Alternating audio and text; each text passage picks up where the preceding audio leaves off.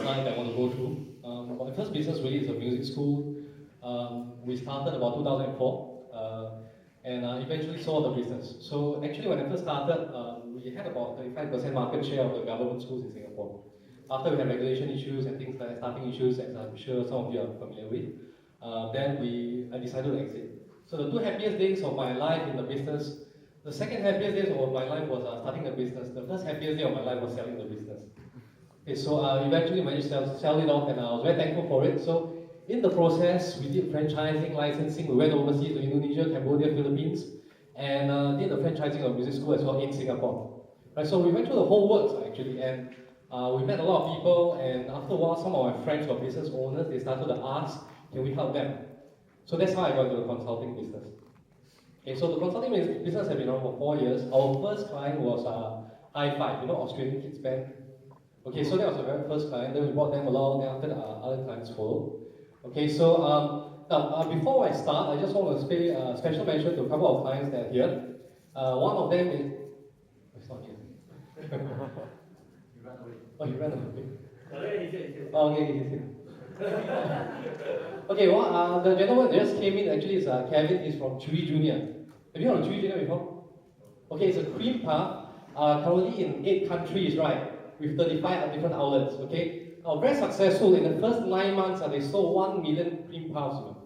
I don't know how you did that, but anyway, that's what they did. Another one is Leo and Mel. Leo and Mel, you can just say they run a business doing very specific, it's called Exam Paper Expert. They do actually a systemization of setting papers for schools. Very good for countries like Indonesia to prevent cheating and things like that. Right? So, well, acquaintance I just met yesterday is Cynthia. She runs a franchise for childcare, quite successful very successful, I should say, in China. So we're considering to work maybe together in Indonesia and Cambodia. Okay. So basically, I brought the 2 clients today so that after that, maybe you can talk to them and find out the work we're doing. For the bad clients, I just told them the event was cancelled today, actually. Okay. So now this whole seminar is really about you. Okay, this whole workshop today. Now today there's 2 objectives that I want to achieve. First one is I want you to understand the opportunities for your business. Okay. If I don't mind, can I have a show of hands? How many of you are running a business? All of you, right? Okay. Who is not running a business? Okay. So what do you all do? Are you Lecturing. Oh, lecturing. Okay. Are you considering running a business or working? Okay. So The other thing is to understand your position. Okay, that means to say you understand the market first, and then you reconsider your position again. Like GK mentioned just now, it's very good that you need to do market research. Well, now when I first started my first business, I didn't do market research. So what I do is I just create a program and I just sold whatever I had to do. Okay, now basically understanding the opportunities will be understanding franchise and license as an option for your business. It's a very feasible option. Now understanding the Asian market potential, there is life out of Singapore.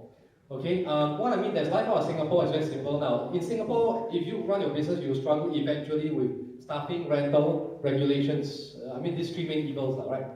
And after that, you realize that the margins are not really worth your time. Because after working for maybe 5 years in your business, you realize that you're still making the same amount. Same problem I had with my first business.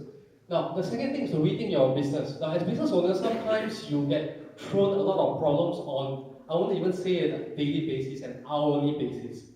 Right, you get thrown, your landlord calls you, then your staff calls you, say they want to quit. Maybe this happened just recently. I have 2 staff, it's a husband and wife, then they decided to end their relationship. So cause a lot of problems and all that kind of thing.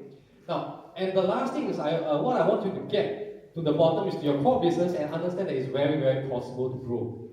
Okay, so we face a lot of challenges as business owners. That's why I'm asking for business, right? But also at the same time, not to lose sight of your very first idea, which is to create a business that you really like and to grow it. Okay. Now, so why franchise or license? Okay. Now, this is a very, very simple roadmap we go through with our client. Okay. This is a very good exercise that I've gone through with my own business, and it's generated a reasonable ROI for me, I would say. Okay. Now, the first thing about your business, there are 2 things, right? That's your brand, and secondly is your IP. What's your IP? It's your intellectual property. Okay, now your IP is basically your product. A product can be something that's tangible, a physical entity, or an intellectual format. It might come in terms of a digital format, for example. Okay, Now, if let's say you're running education business, it's your set of syllabus, right? If it's F&B, it might be char kway teow, or maybe it might be pizza, or maybe it might be pizza with char kway teow. Okay, right? Now, the thing is that if it's entertainment, it's cartoon character. That's what we did with High Five. They weren't cartoons, I mean, they were personalities. And if it's lifestyle, it might be massage. So it's a special technique of massage, for example, right? So that's your IP. Now, your brand basically is your origins, which is now basically for Singapore brand, we hold a lot of weight. It's a very advantageous position for us. Now, in Southeast Asia alone, there's a lot of respect for the Singapore brand. When you go to Cambodia, for example, once you exit out from the airport, there's a property development called Lion City. Right, then you drive further up, you see another property development with two Merlions facing each other. Now you go to Surabaya, for example, you go to the west side of Surabaya, there's this place called Chitra Land. When you drive in, the first thing you see is a Merlion. It's actual size as the one you see in Fullerton. You drive further, you see a fountain. The fountain is the exact same replica as the one you see in Suntec City. Right, so they call it the Singapore of Surabaya. Now basically, your brand, the first battle that's won is where you're from, right? Now the second thing is you need to develop your brand perception. That means not just the visuals. The visuals are just service is a sale of your product in another locality. That means it's in another place, right? So if you're doing F&B, for example, it's catering, right? If you're doing education, you might be doing home tuition. If you're doing entertainment, you might be in the form of a concert. Now, in service-wise, you have direct clients and you have strategic partners, right? So what I mean is this: direct clients are people that you sell your service to, your product to directly. They are people who give you money. Strategic clients are people who are not interested in your business, but their clients are interested in your business. Alright? So basically, once we articulate all these things, it's clearer for you to find out how you can define all this clearer. Alright? It's very easy for you to plan where your revenue source will come from after that. Okay, now the next thing, other than your product and service, how you make money is your platform. Right? Maybe 10 years ago, we call this a retail space, but now the game has changed, right? So we'll call it a digital or a physical space. Now, for the sale of your product, we'll define SOPs. Alright, to optimize your business and for customer engagement. Now, very simple. This platform is basically a digital space where it's very structured. People